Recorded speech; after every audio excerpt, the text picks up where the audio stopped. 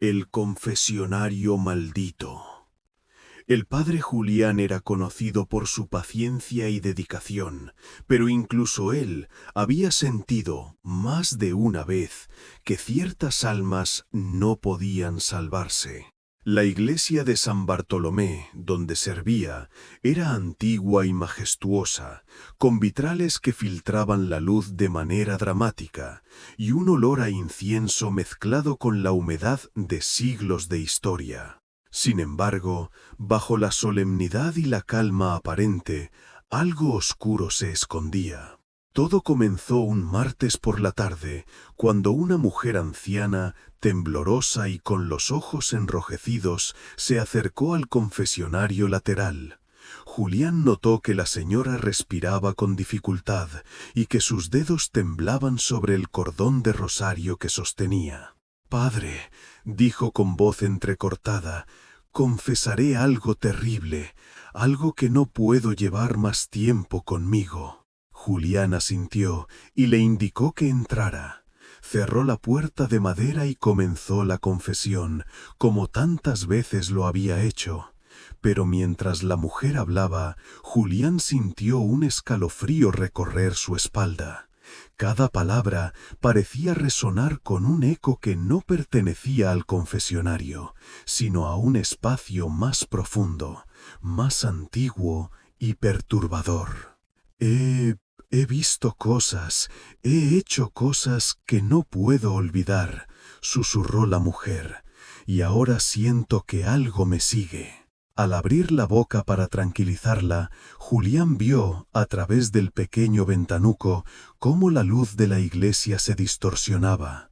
Sombras que no correspondían a ningún objeto comenzaban a moverse sobre las paredes, girando y contorsionándose. Un murmullo profundo surgió desde el confesionario mismo, como si las paredes hablaran. «¿Quién está ahí?», preguntó Julián, intentando mantener la calma. El confesionario respondió con un frío que cortaba la respiración. La mujer gritó de repente y se desplomó, pero antes de tocar el suelo, una voz gutural emergió de su boca. «No hay redención. Este lugar me pertenece». El padre Julián comprendió que no era la mujer quien hablaba, sino algo que se había aferrado al confesionario. Cada persona que se arrodillaba allí parecía convertirse en un vehículo para la presencia oscura. La luz parpadeaba, los vitrales proyectaban figuras retorcidas, y el olor a azufre llenaba la estancia. Con rapidez, Julián buscó el agua bendita y el crucifijo, y comenzó a recitar las oraciones de exorcismo que había aprendido. La entidad respondió con fuerza, la puerta del confesionario golpeaba contra las paredes, la madera crujía y se rajaba, y la mujer emitía sonidos inhumanos, como si su cuerpo no le perteneciera. Durante horas, Julián permaneció firme, recitando los nombres de santos y haciendo la señal de la cruz sobre la mujer y el confesionario. Sin embargo, con cada oración parecía que la presencia se fortalecía. Entonces recordó un antiguo manuscrito que hablaba de rituales de purificación para lugares poseídos. No solo el cuerpo, sino también el espacio debía ser limpiado. Colocó velas en las esquinas, incienso quemándose en cada rincón, y trazó un círculo protector alrededor del confesionario. Lentamente, la voz de la entidad comenzó a disminuir, pero un frío glacial persistía, penetrando hasta los huesos. La mujer, exhausta, quedó inconsciente, mientras Julián se arrodillaba frente al confesionario, respirando con dificultad.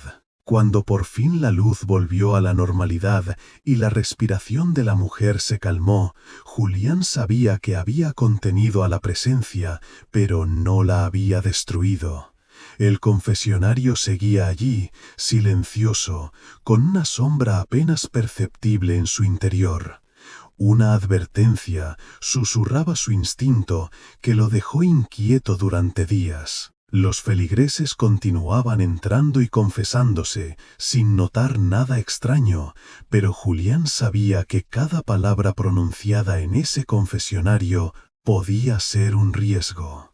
La entidad había aprendido a esperar, paciente, escondida en la madera antigua, dispuesta a aprovechar el momento exacto para regresar. A partir de esa noche, Julián se volvió vigilante. Cada confesionario en la iglesia fue inspeccionado, cada espacio revisado, cada oración recitada con una intensidad nueva. Aprendió que la fe sola no bastaba para contener la maldad, se necesitaba vigilancia, conocimiento y un corazón fuerte. Porque incluso los lugares sagrados podían ser devorados por la oscuridad si no se mantenía la guardia. A veces, cuando la iglesia quedaba vacía y Julián se encontraba solo, podía escuchar un murmullo lejano desde el confesionario lateral.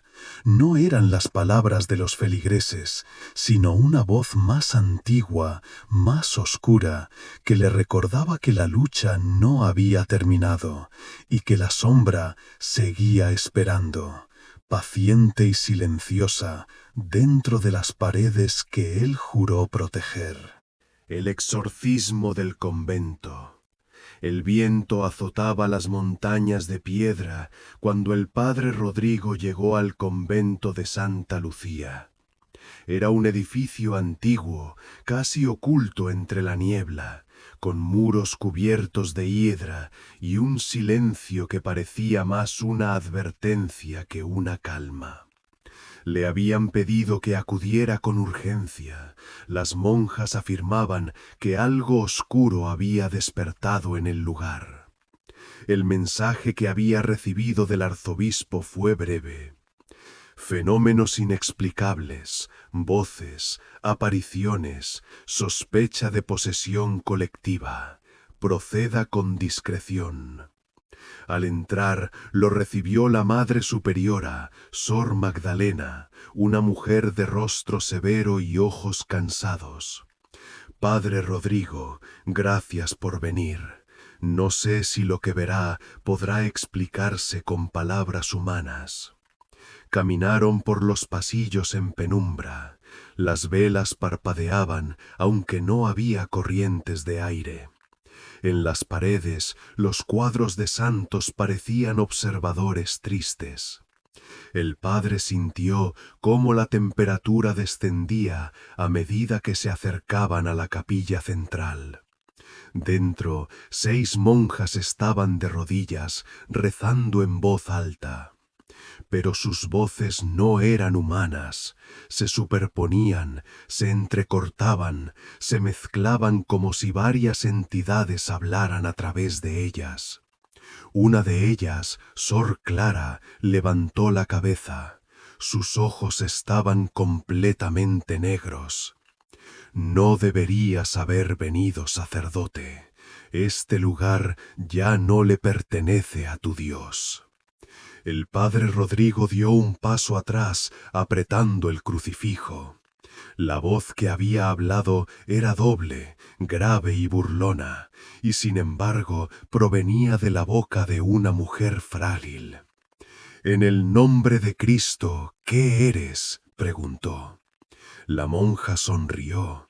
Su mandíbula se tensó de una manera imposible, y un hilo de sangre le recorrió el cuello. «Yo soy la voz que reza cuando Dios no escucha». El exorcismo comenzó esa misma noche. Rodrigo preparó el altar, agua bendita, incienso, el Evangelio abierto en San Marcos. Las monjas fueron atadas suavemente a los bancos para evitar que se lastimaran. La Madre Superiora se quedó junto a él, rezando sin descanso, mientras la oscuridad parecía acumularse en cada rincón. A la primera lectura, las luces titilaron. A la segunda, el suelo tembló.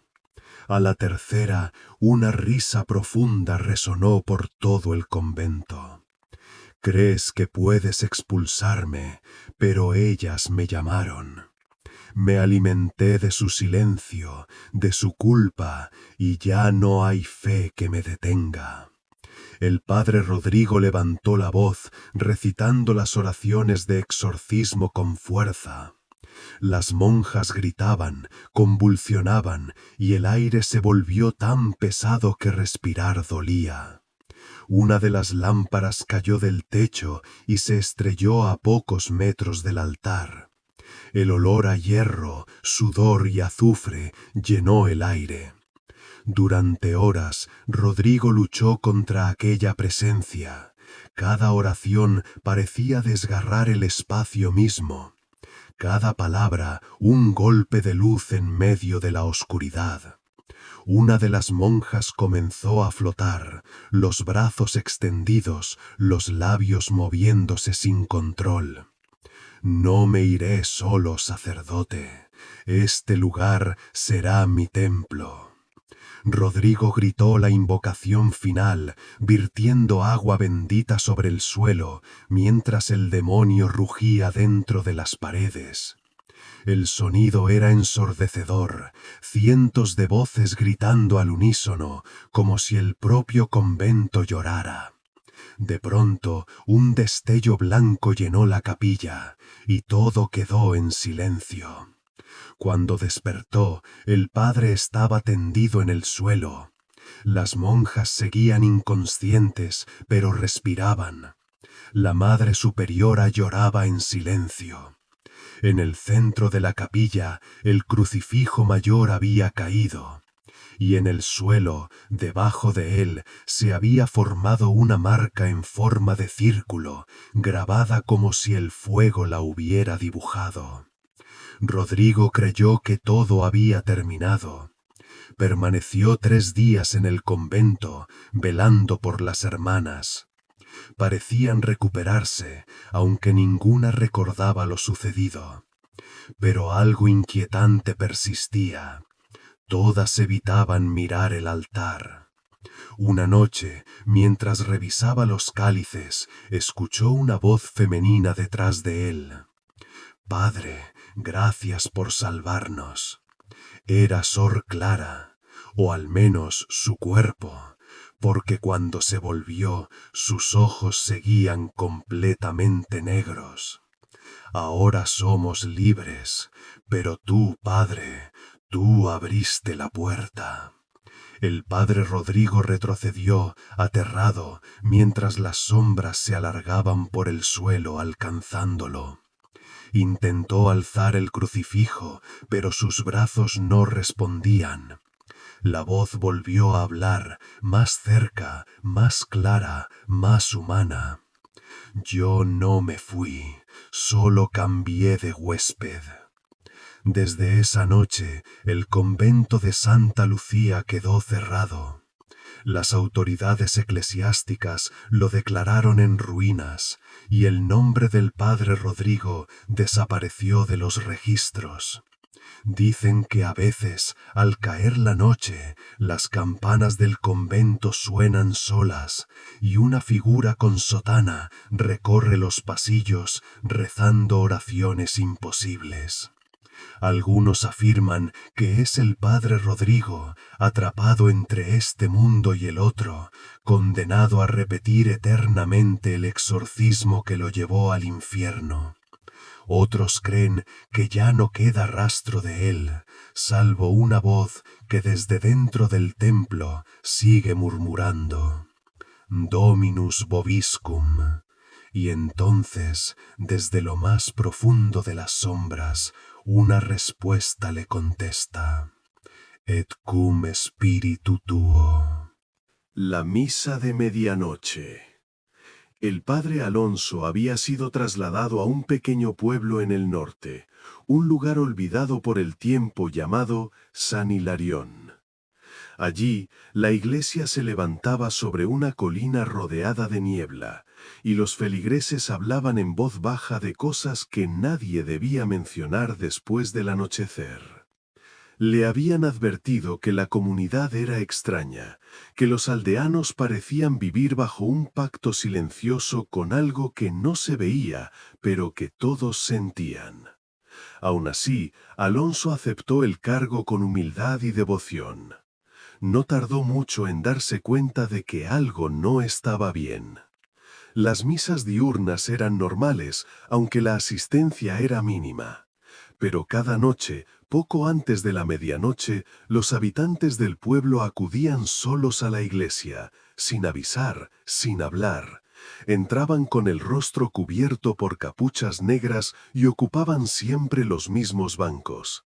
Nadie respondía a los saludos del padre, todos se arrodillaban, murmuraban oraciones en una lengua extraña y salían antes del amanecer. La primera noche que lo presenció, Alonso creyó que era una tradición local. La segunda comenzó a inquietarse. La tercera comprendió que aquello no era una misa, era un ritual. Decidió permanecer en la iglesia oculto tras el altar, observando. Cuando el reloj marcó las 12, la puerta principal se abrió sola. Uno a uno, los aldeanos entraron y encendieron velas negras, colocándolas en forma de círculo alrededor del altar. Las sombras bailaban sobre los muros de piedra como si tuvieran vida propia. El aire se volvió pesado y un olor a hierro y azufre llenó el recinto. En nomine eus qui dormit sub terra, susurraron todos al unísono, en una voz que parecía salir de una sola garganta. El padre Alonso sintió el corazón detenerse por un instante. Aquellas palabras no eran una oración católica. Reconoció el tono y el ritmo de los antiguos ritos de invocación demoníaca que había leído durante su formación. De pronto, el altar tembló, las velas parpadearon violentamente, y una figura se formó entre las sombras. Alta, encapuchada, con una piel pálida que parecía brillar desde dentro. El pánico se apoderó de él, pero su fe lo mantuvo de pie. Salió de su escondite con el crucifijo en alto. «En nombre de Dios, deteneos, esto es sacrilegio». La multitud se giró al unísono. Decenas de ojos blancos, vacíos, lo miraban sin emoción. Nadie habló. Solo la figura en el centro avanzó lentamente. Su voz, grave y profunda, resonó en toda la iglesia. «Nos prometieron salvación, Padre, pero hace siglos los sacerdotes como tú nos condenaron a servir al que duerme bajo la colina. Esta misa no es nuestra, es suya». El suelo comenzó a vibrar, las paredes se agrietaron, el sonido de cadenas arrastrándose llenó el aire. Alonso se arrodilló y comenzó a recitar el exorcismo de León XIII, su voz temblando pero firme. Las figuras gritaban, las luces se apagaban una a una, y un viento helado recorrió la iglesia como un rugido. La entidad intentó romper el círculo de oración, pero cada palabra pronunciada por Alonso parecía herirla. Las velas se extinguieron y por un instante la oscuridad fue total. Luego, una luz blanca y pura emergió del crucifijo, proyectando sombras grotescas que se retorcían y desvanecían. Cuando la calma regresó, los aldeanos cayeron al suelo, inconscientes. Horas después, despertaron confundidos, sin recordar nada. El padre Alonso, exhausto, comprendió que había liberado al pueblo de una maldición ancestral. O eso creyó. Durante las noches siguientes, el silencio volvió a reinar, pero la iglesia no era la misma. En los muros aparecían marcas que parecían moverse lentamente, como si respiraban. Los cálices se oxidaban de un día para otro, y el reloj del campanario se detenía exactamente a medianoche. Un mes después, Alonso comenzó a escuchar pasos en el templo. Sombras que cruzaban el altar, susurros que repetían su nombre. Intentó ignorarlo, pero una noche, al entrar en la iglesia, encontró las velas negras nuevamente encendidas, formando el mismo círculo frente al altar. El corazón le golpeó el pecho con fuerza. Caminó despacio, con el crucifijo en mano, y entonces oyó una voz familiar, suave, pero imposible. «Padre Alonso, tú también estás condenado». La voz venía desde el interior de su propia mente. Cayó de rodillas, comprendiendo que el demonio no había sido exorcizado, solo había cambiado de morada. Desde esa noche, el padre Alonso celebra solo. La misa de medianoche continúa, pero ya no hay feligreses. Solo él, frente al altar, repitiendo las palabras antiguas en un idioma que no entiende, mientras una sombra observa desde detrás de la cruz. Y cuando el reloj marca las 12, las campanas suenan por solas. En el pueblo nadie duerme, nadie se atreve a subir a la colina, porque todos saben que el padre Alonso ya no es el mismo, y que en la iglesia de San Hilarión, el verdadero dueño ha regresado. El sacerdote y el niño poseído. El padre Miguel había servido en su parroquia durante casi 15 años y creía haberlo visto todo. Desde incendios fortuitos hasta conflictos familiares, nada parecía sacudir la fe de aquel hombre tranquilo y metódico. Sin embargo, cuando la señora Ortega llegó aquella tarde con su hijo de 9 años, algo en su mirada le hizo entender que esta vez sería distinto. «Padre, por favor», dijo la mujer con la voz temblorosa. «Algo le está pasando a David, no sé cómo explicarlo, pero no es él». El padre Miguel frunció el ceño y tomó nota de cada detalle. El niño se movía inquieto, murmuraba palabras incomprensibles y su mirada parecía escapar hacia lugares que nadie podía ver. Había rasguños en sus brazos y marcas de uñas en la cara, como si alguien invisible lo atacara. «Tranquila, señora Ortega, vamos a rezar y a investigar lo que sucede», dijo Miguel con firmeza, aunque por dentro sentía un escalofrío. Esa noche el sacerdote visitó la casa. La luz de la luna iluminaba los muebles con sombras que parecían moverse por sí solas. David dormía en su cama, pero sus manos se levantaban y se bajaban en un movimiento que no era propio de un niño. Miguel respiró hondo y se acercó, colocando la mano sobre la frente del pequeño. «En el nombre de Dios, hijo mío, ¿qué te sucede?», preguntó. El niño abrió los ojos de repente y una voz grave y ajena salió de su garganta. «No soy él, yo soy quien gobierna esta casa». Miguel dio un paso atrás. La voz resonaba con un eco sobrenatural, reverberando en las paredes de la pequeña habitación. Su corazón latía con fuerza, pero recordó las oraciones y rituales que había estudiado durante años. Sacó agua bendita y la roció suavemente sobre David, quien gritó como si lo atravesara un fuego invisible. «Déjame salir», la voz rugió, «tú no puedes detenerme». El padre Miguel comprendió que se enfrentaba a algo más allá de la comprensión humana, un espíritu antiguo lleno de odio que había encontrado en David un recipiente perfecto para sus planes. Cada intento de calmarlo parecía enfurecerlo más. El niño comenzó a levitar apenas unos centímetros sobre la cama, girando sobre sí mismo, mientras su voz se multiplicaba, hablando en lenguas que Miguel no reconocía.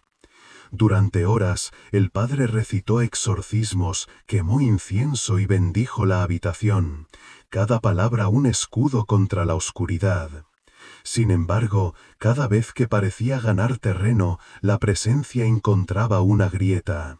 Los objetos de la habitación se movían solos, los espejos reflejaban imágenes de un mundo ajeno, y el propio Miguel comenzó a escuchar voces susurrantes que cuestionaban su fe y su fuerza. En un momento de agotamiento, la presencia habló directamente al sacerdote, casi con calma. «No sabes lo que has hecho, padre. Al liberar al niño, liberarás algo peor. Yo he estado aquí siglos y él me permitió quedarme. Ahora me arrastras contigo». Miguel sintió que su cuerpo se paralizaba, un frío helado lo atravesó de pies a cabeza y vio cómo las paredes de la casa parecían expandirse y contraerse, respirando como un ser vivo. Recordó las historias de exorcismos que había leído en su juventud y comprendió que no bastaba con fuerza de voluntad, necesitaba confiar plenamente en la protección divina. Con voz firme comenzó de nuevo. «En el nombre del Padre, del Hijo y del Espíritu Santo, te ordeno que dejes este cuerpo y regreses al abismo del que vienes». El niño gritó y luego se desplomó, jadeando, como si despertara de un mal sueño eterno. La habitación volvió a la calma, aunque una ligera bruma aún flotaba en el aire. Miguel se sentó junto a David, sosteniéndolo, y lloró en silencio. La madre llegó poco después, y al ver al hijo tranquilo, no pudo contener su alivio. Sin embargo, mientras la familia dormía, el padre Miguel sintió un ligero susurro cerca de su oído. «Esto no ha terminado, padre. Yo volveré, y la próxima vez no serás tú quien controle la situación». Miguel comprendió entonces que, aunque había salvado al niño, la presencia no había sido destruida, solo contenida temporalmente. Cada noche siguiente, mientras revisaba la casa, podía sentirla rondando, observándolo, como un enemigo invisible y paciente. La fe, pensó, no era suficiente, necesitaba vigilancia constante y la certeza de que la oscuridad nunca descansa. Con el tiempo, Miguel se convirtió en un hombre marcado, alguien que caminaba entre los vivos y los que acechan en la sombra.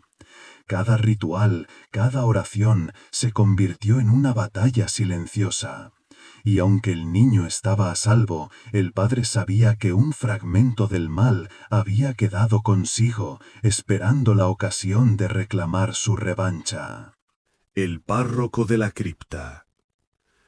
El reloj de la iglesia marcaba la medianoche cuando el padre Esteban encendió las velas del altar. La parroquia estaba desierta. El silencio solo se rompía por el crujir de las viejas maderas bajo sus pasos. Esa noche, sin embargo, algo era distinto. Había un aire pesado, como si el tiempo mismo se hubiera detenido, y un frío antinatural recorría los pasillos. Hace semanas, durante una visita rutinaria a los archivos de la iglesia, Esteban había descubierto un antiguo plano que indicaba la existencia de una cripta secreta bajo el altar principal. La leyenda contaba que, siglos atrás, un demonio había sido encerrado allí por un exorcismo colectivo. Los registros decían que aquel ritual había costado la vida de 3 sacerdotes y que desde entonces nadie había vuelto a abrir la cripta. Antes de continuar, quiero que me digas algo. ¿Desde dónde estás escuchando esta historia? Escríbelo en los comentarios. Quiero saber desde qué rincón oscuro del mundo nos acompañas esta vez. Y si disfrutas de estas historias, te invito a suscribirte al canal para no perderte ninguna, porque lo que estás a punto de escuchar no es solo una historia, es un misterio que tal vez siga vivo. Bienvenido a Quinto Misterio Narraciones.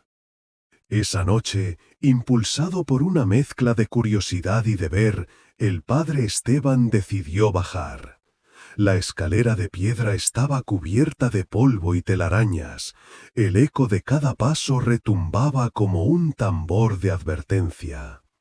Al llegar al final, un arco de piedra se abría ante él, cubierto de símbolos antiguos casi borrados por el tiempo.